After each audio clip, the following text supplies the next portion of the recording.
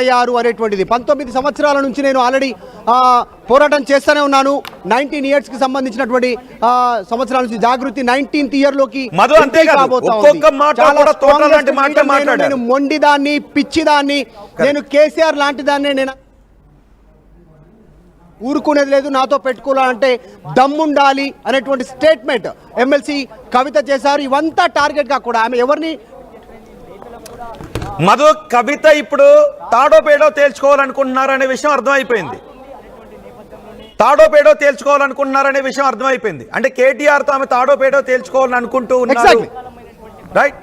So తాడో పేడో తేల్చుకోవాలనుకున్నప్పుడు BRS అగ్రనాయకత్వం దీన్ని ఎలా తీసుకునే అవకాశం ఉంటుంది?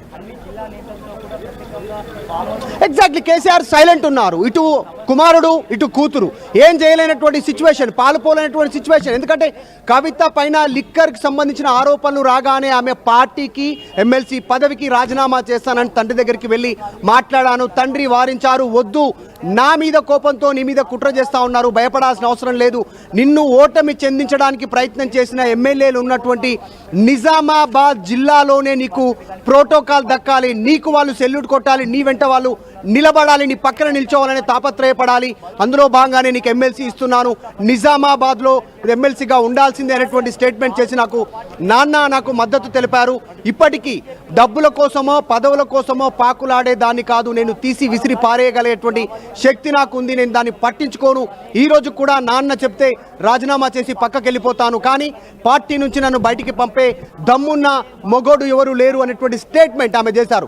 చాలా స్పష్టంగా ఆమె కవిత మాట్లాడుతున్నటువంటి మాటల్లో కేవలం కేటీఆర్ వర్కింగ్ ప్రెసిడెంట్ తన సొంత అన్న టార్గెట్గా ఎమ్మెల్సీ కవిత మాటలు మాట్లాడినట్టుగా చాలా స్పష్టంగా కనిపిస్తా ఉంది. ఒకే మాంసం చెప్తున్నాను, మీ పైన కుట్ర చేయాల్సిన నేను మంచిదాన్ని కాదు, నాతో పెట్టుకోవద్దు అనే విషయాన్ని కవిత స్పష్టం చేశారు. మరోవైపు కవిత రాజకీయ కొత్తపై నుంచి చుట్టూ కూడా కొన్ని ఊహాగానాలు జోరుగా సాగుతున్నాయి. సో ఇప్పుడు కవిత ప్రయత్నం ఏంటి, నెక్స్ట్ టార్గెట్ ఏంటి అన్న విషయం గురించి ఏమైనా మాట్లాడారా? Yes, exactly. బీఆర్ఎస్ పార్టీలోనే ఉంటానని చెప్పారు. ఇక కాంగ్రెస్ ప్రస్తావన వచ్చినప్పుడు కాంగ్రెస్ పార్టీ దేశంలో, రాష్ట్రంలో మధు మీరు కొద్దిసేపు అందుబాటులోనే ఉండండి. కాంగ్రెస్ ఎమ్మెల్సీ అద్దంకి దయాకర్ మనకు అందుబాటులో ఉన్నారు. బీఆర్ఎస్ లో జరుగుతున్న ఈ ఆసక్తికరమైన పరిణామాల గురించి, కవిత ఇచ్చిన వార్నింగ్స్ గురించి మాట్లాడటానికి దయాకర్ గారు నమస్తే. దయాకర్ గారు నమస్తే. నమస్తే. చాలా ఊహాగానాలు వస్తున్నాయి. కాంగ్రెస్ తో కవిత మాట్లాడారు అని, కవిత కొత్త పార్టీ పెట్టబోతున్నారని, ఊహాగానాలన్నిటి నడుమ నేను కాంగ్రెస్ తో మాట్లాడలేదు అని చెప్తూనే చిట్చాట్ లో సంచలన విషయాలు కవిత మాట్లాడారు. ఆ మాటల్ని ఎలా చూడాలి?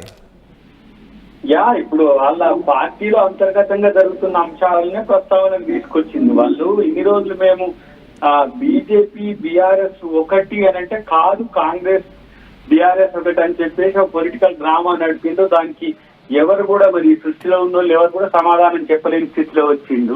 వాళ్ళ ఇంటర్నల్ గా ఇప్పుడు పార్టీలో తెలుస్తుంది కదా వాళ్ళు ఏ రకంగా మాట్లాడుకున్నారు, ఏం రకంగా ఎత్తుగడలు జరుగుతున్నాయి అనే విషయం మీద.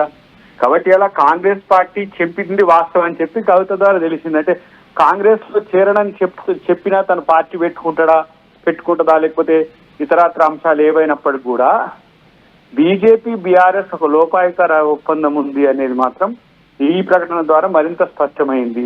తర్వాత బీజేపీతో కలవడానికి ఇష్టం లేదు కాబట్టి ఆమెను అరెస్ట్ చేసింది. కాబట్టి అరెస్ట్ చేసిన వాళ్ళ పట్ల నేనెందుకు అనుకూలంగా ఉండాలని చెప్పేసి ఆమె కౌంటర్ స్టార్ట్ చేసింది. బీజేపీతో విలీనం అంటే తనకు వ్యక్తిగతంగా కూడా నచ్చకపోవడం అనేది కూడా కారణమై ఉండొచ్చు.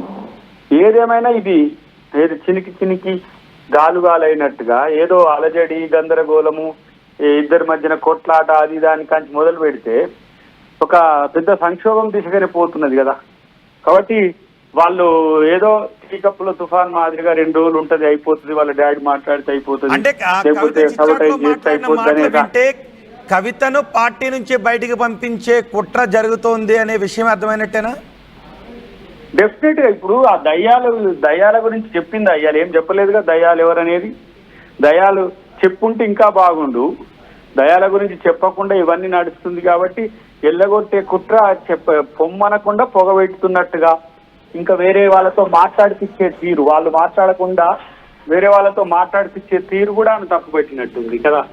ఇప్పుడు ఏదైనా ఉంటే వర్కింగ్ ప్రెసిడెంట్ గా కేటీఆర్ మాట్లాడాలి, ప్రెసిడెంట్ గా కేసీఆర్ మాట్లాడాలి, లేకపోతే ఎవరైనా మధ్యవర్తిగా పోయిన వాళ్ళు వాళ్ళనే స్పందన రావాలి. కానీ వాళ్ళు వేరే వాళ్ళతో మాట్లాడిపించడం కూడా ఆమెను స్థాయిని తగ్గించినట్టుగా ఫీల్ అవుతున్నట్టు మనకు కనపడుతున్నది. ఏది ఏమైనా కవిత ఎపిసోడ్ అనేది సమాధానం చెప్పుకోలేని స్థితికి బీఆర్ఎస్ పోవడం అనేది, వాళ్ళు ఎవరు మాట్లాడతలేరు. ఏదో బయటకు మాట్లాడుతూ ఒకరిద్దరు చిన్న పెద్ద మాట్లాడుతున్నప్పటికీ కూడా పార్టీ విధానంగా అనేది రావట్లేదు. తను ఒక అడుగు ముందుకేసి చూద్దాం ఇంకెంతవరకు పోతుంది, నన్ను ఏ విధంగా ఎట్లా చేస్తారనే అంశంలో కొంత ఆలోచిస్తున్నట్టుగా తెలుస్తుంది మనకు.